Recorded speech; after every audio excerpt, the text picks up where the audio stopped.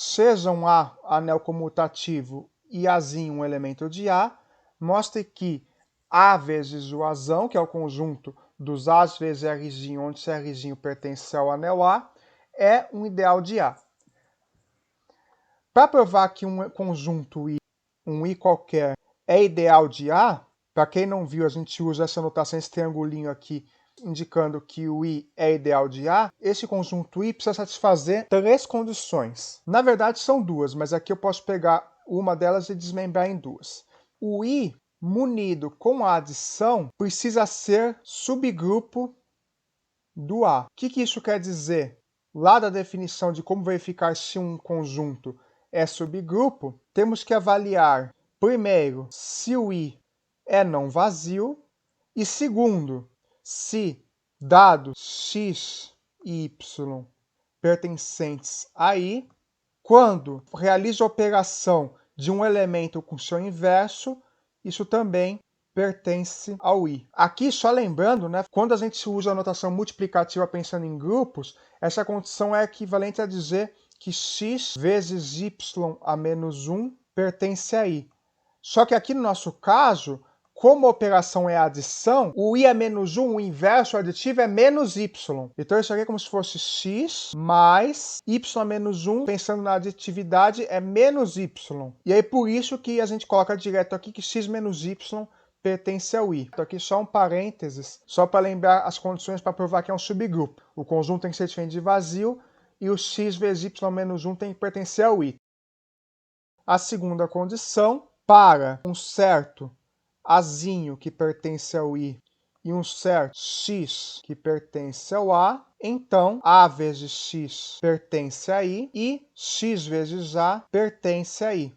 Então, precisamos verificar essas condições aqui. A primeira é essa, que o I mais é um subgrupo, e a segunda condição é essa aqui. Bom, para verificar a primeira, lembramos aqui que o I é o nosso Azinho vezes A. Precisamos mostrar que ele é não vazio. Para provar que ele é não vazio, basta verificar que esse conjunto tem pelo menos um elemento. Se eu pego R igual a 1, que é o A vezes 1, que é igual a A, ele pertence a esse Azinho A. Portanto, esse Azinho A, ele é não vazio. Agora, dados x e y no I, eu preciso provar que o x menos y está no I.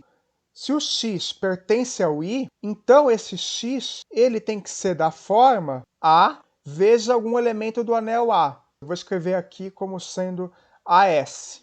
Aqui o S é um elemento de A. E a mesma coisa com o Y. O Y também é um elemento do ideal I, que é o AR. Então o Y também é um certo A vezes T, onde T é um elemento do anel A. Assim, se eu fizer x menos y, o que será que vai acontecer? O x eu escrevo como sendo AS, e o y eu escrevo como sendo AT, que eu posso colocar o A em evidência. Então isso aqui é o A vezes, aí fica S menos T aqui. Como o A é um anel, essa diferença S menos T pertence ao anel A. Ou seja, obtivemos um elemento que é da forma A vezes um R, onde esse R é o S menos T, então isso aqui pertence ao Azinho A. Provamos que o I é diferente do vazio e que se x e y estão no I, então a diferença x menos y também pertence ao A, que é o nosso I. Então a condição 1 está comprovada. Agora, basta provarmos a condição 2. Para mostrar a condição 2, dado um certo elemento A no I e um x em A, precisamos provar que A vezes x pertence ao I e que o x vezes A pertence ao I.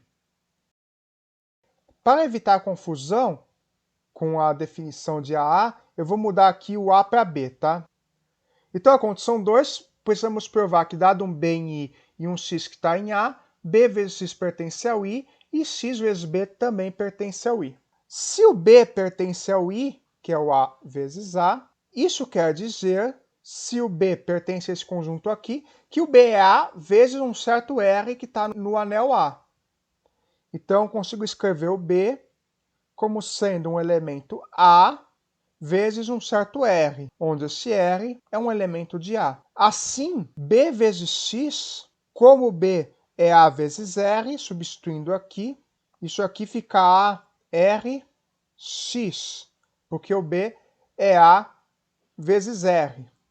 Por ser comutativo, eu posso reordenar esses parênteses. Então, eu posso escrever isso aqui como sendo A vezes R, X. Como R pertence ao A e o X também pertence ao A, então o produto de R vezes X pertence ao A. Então, esse elemento aqui, B vezes X, pertence ao A vezes o Azão. Então, aqui nós concluímos que o BX pertence ao AA. Analogamente, se eu pego X vezes B, o B também é A vezes R. De novo, por ser comutativo, eu posso trocar a ordem aqui dos elementos. Então, eu posso de novo escrever isso aqui como sendo A, isolo A aqui, pego o X, jogo para dentro. Então, A vezes XR. E, de novo, a mesma música. X vezes R pertence ao A.